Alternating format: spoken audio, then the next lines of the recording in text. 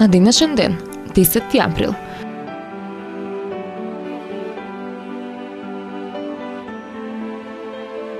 1583 година роден е холандскиот правник, писател и хуманист Хиг де Грот, познат како Хуго Гроциус, основач на науката за меѓународното право.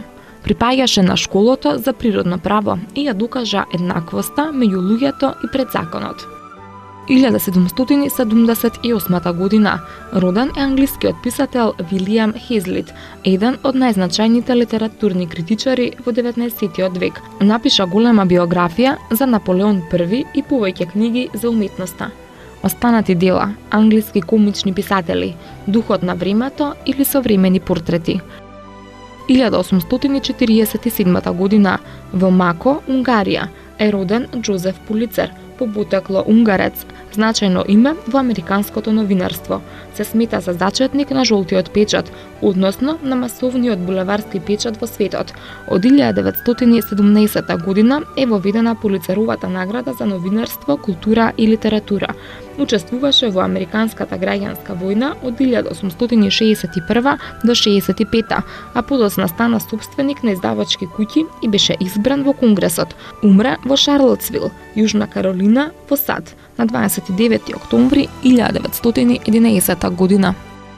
1932 година роден е египетскиот филмски актер Майкл Шалхуб, познат како Омар Шариф, кој најчесто играше во улоги на романтичен љубовник и херој. Глумеше во филмовите Лоренс од Аравија, Доктор Живаго, Смешна девојка. 1948 година започна изградбата на хидроцентралите Маврово. 1954 година умре францускиот химичар и индустријалец Огист Лимиер, кој со неговиот брат Луи ја направи првата филмска камера и во Лион отвори фабрика за изработка на фотографски материјал. Браќата пронајдоа постапка за снимање во природни бои и во париската кафеа на Гран Кафе на 28 декември 1895 година. Ја приредија првата филмска представа во светот, влегување на воз во станица. Работници излегуваат од фабрика.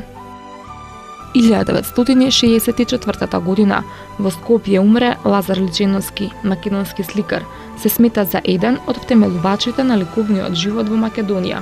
Тој е еден од најавтентичните сликари на македонскиот пейзаж.